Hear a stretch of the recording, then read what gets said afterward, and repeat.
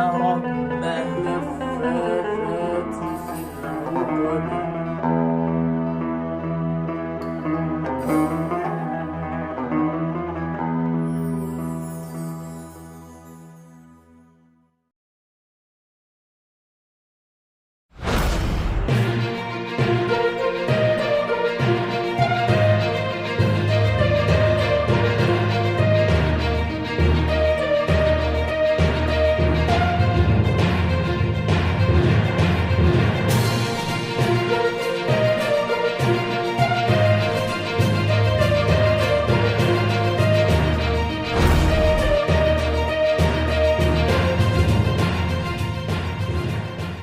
Assalamualaikum warahmatullahi wabarakatuh.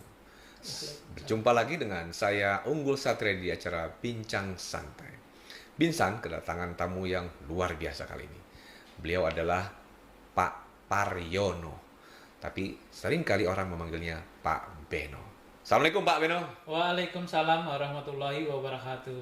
Pak Beno ini pengusaha yang luar biasa. Beliau mampu melewati kesulitan di masa krisis pandemi yang melanda negara kita. Baik, Alhamdulillah. ya, sebelum banyak ngobrol-ngobrol Pak Beno, mungkin silakan ya, perkenalkan diri dulu, silakan Pak Beno. Assalamualaikum warahmatullahi wabarakatuh. Waalaikumsalam warahmatullahi. Sebelumnya perkenalan dulu, nama saya Paryono, asli dari Pati, Jawa Tengah. Kebetulan sekarang tinggal di Bekasi. Pak Beno. Nah, ini kenapa dipanggil Pak Beno nih Pak Paryono? Ya, boleh cerita sedikit nggak? Asal muasal nama Pak Beno atau Beno ini. Dulu waktu masih kecil atau masih SD gitu, kebetulan saya kan di kampung di Pati, Jawa Tengah. Jadi orang tua saya itu pedagang beras. Jadi dari kampung beras dari petani itu dibeli, terus di PP atau dijemur. Setelah dijemur digiling. Setelah digiling baru dijual ke Kabupaten Pati atau di Kota Pati. Nah, itu setiap hari Minggu saya selalu ikut sama ibu saya jual ke pasar Pati itu. Nah, pas musim hujan seperti sekarang ini, kalau di Pati itu ada Sungai Ngantru namanya, itu sungai cukup besar. Nah, itu kalau lagi banjir itu saya seneng, maksudnya lihat banjir itu kayak lihat laut gitu loh, karena kebetulan saya kan jauh dari laut. Jadi nah, orang sana itu kalau banjir manggilnya itu Beno. Jadi sama ibu saya no kan Paryono, akhirnya no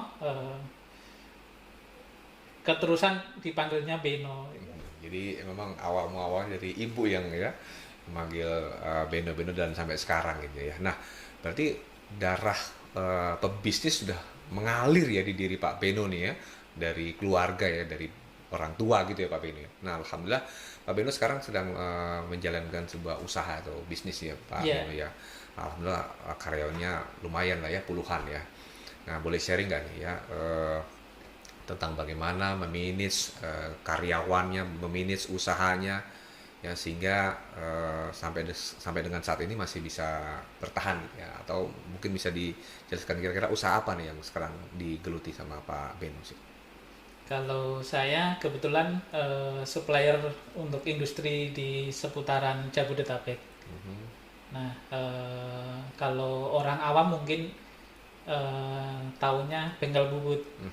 Nah, jadi kita melayani ke pabrik-pabrik, supplier untuk spare part mesin-mesinnya, terus untuk penunjang produksinya. Tapi kita lebih ke pengerjaan dari pengerjaan logam di luar pekerjaan kayu gitu.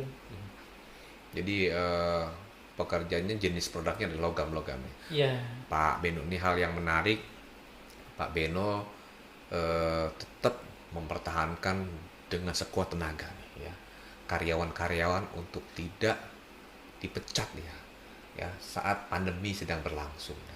Ini kira-kira boleh tahu nggak nih tipsnya atau hal apa yang dilakukan oleh Pak Beno sehingga perusahaannya masih bisa bertahan sampai dengan saat ini dan tidak ada orang yang secara paksa dipecat gitu ya atau di PHK lah istilahnya, karena banyak sekali perusahaan-perusahaan yang baik yang kecil, menengah, besar yang melakukan PHK gitu Pak Beno. Boleh berbagi nggak dengan para Rangers Nusantara? Silakan Pak Beno.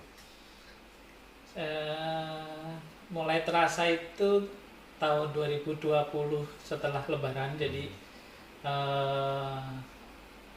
PO dari customer atau orderan itu turunnya drastis banget.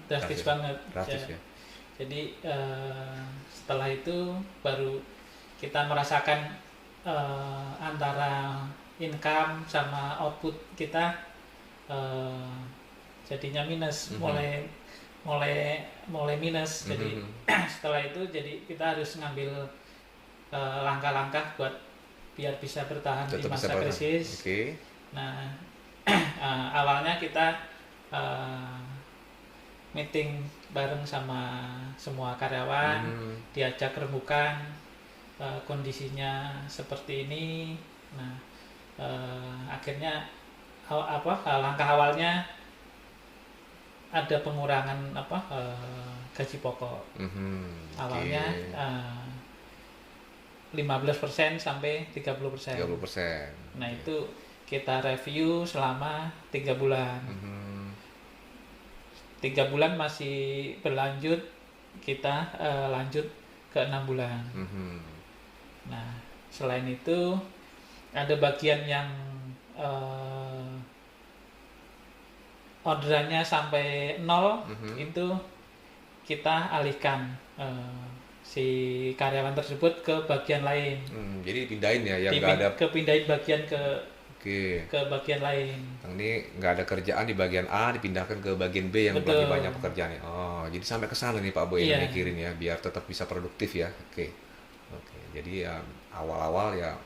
Jadi memang tidak secara satu pihak ya Pak Beno ya. Pak Beno memutuskan nih loh, ini gaji, tapi melibatkan karyawan, diajak ngobrol, diajak musyawarah.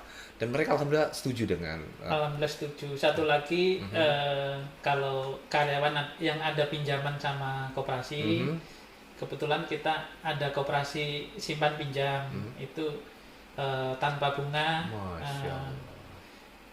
dibayarnya selama setahun, tapi selama masa krisis kita ambil kebijakan pinjamannya boleh nggak diancur dulu.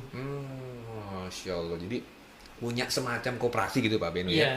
Dan koperasi ini tanpa bunga buat karyawan, khusus karyawan berarti ya, bukan buat orang, khusus karyawan tanpa bunga. Dan selama pandemi ini istilahnya di pending dulu lah ya, yang tadinya harus ngangsu di pending dulu. Wah, ini luar biasa, sehingga ya itu yang menyebabkan mungkin perusahaan dan karyawan juga masih loyal ya untuk bekerja di tempatnya Pak Beno ya, Pak Beno ya. Alhamdulillah nih Pak Beno.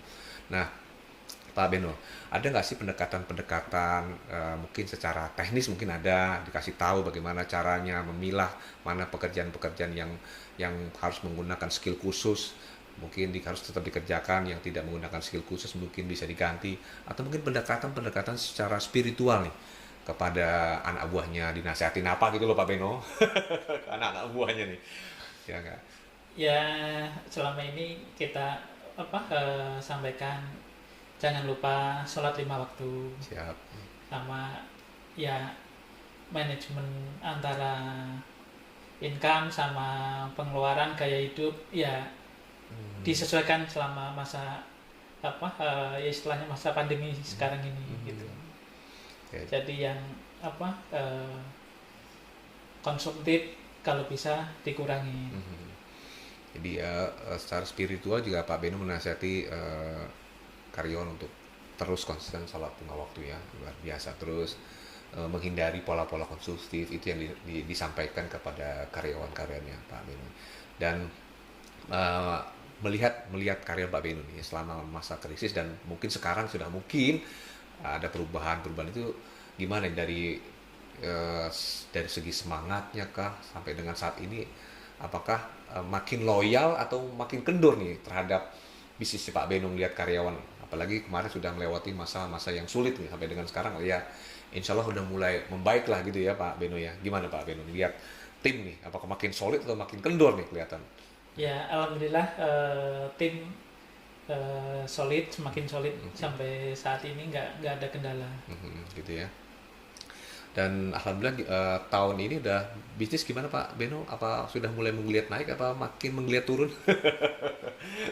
Alhamdulillah 2021 jadi review akhir tahun kita masih surplus. Oke, alhamdulillah ya. Terus awal tahun 2022 ini alhamdulillah kita PO masuk atau order masuk udah di luar ekspektasi kita gitu atau overload lah di awal tahun ini gitu. Baik ya, alhamdulillah ya berarti memang tidak mudah ya melewati masa krisis seperti ini Pak Beno ya. Nah, Pak Beno menanamkan hal-hal yang mungkin ini bisa menjadi contoh buat para pengusaha, para pebisnis bahwa dalam kondisi sulit kita juga harus tetap bisa memperhatikan karyawan-karyawan kita yang nggak harus pada waktu senang kita pakai tenaga dia tapi sulit disingkirkan gitu ya Pak Beno ya. Nah Pak Beno apalagi nih target ke depannya yang Pak Beno akan lakukan terhadap usahanya saat ini nih? Kalau target secara pribadi sebagai pengusaha saya punya target pengen terlepas dari riba. Jadi usaha-usaha saya pengen bebas riba.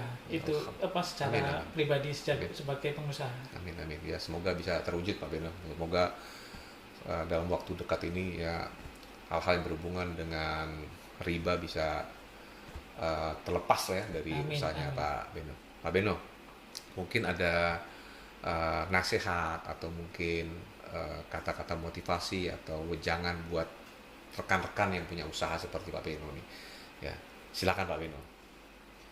Kalau buat yang misalkan belum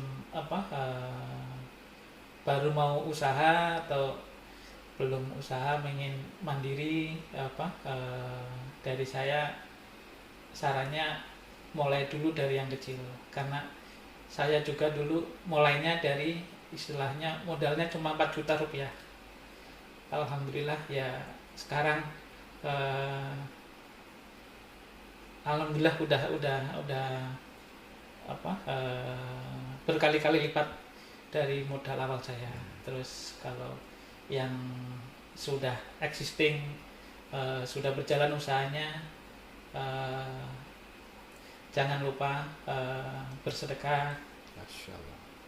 Terus sama karyawan juga ya istilahnya jangan lupa mereka juga partner kita berusaha, jadi kita jangan mau untung sendiri gitu. Baik Pak Beno, artinya kalau udah alhamdulillah sudah dapat rezeki jangan lupa kita sisihkan untuk bersedekah ya, dan kita juga harus lihat bahwa karyawan kita ini adalah bagian dari bisnis kita yang harus kita perhatikan, bukan seperti itu ya Pak Beno? Betul. Baik Pak Beno nih ya, terima kasih bincang-bincang kita untuk hari ini. Semoga ini menjadi inspirasi ya para Rangers Nusantara nih Pak Beno ya. Mungkin nanti kedepannya apa yang diinginkan oleh Pak Beno itu bebas dari riba bisa terlaksana mungkin dalam waktu dekat ini Pak Beno ya. Ya. Baik, demikian tadi para Rangers Nusantara bincang santai kami dengan Pak Beno. Semoga banyak manfaat, semoga menginspirasi kita semua. Saya Unggul Satriadi pamit undur diri. Wassalamualaikum warahmatullahi wabarakatuh.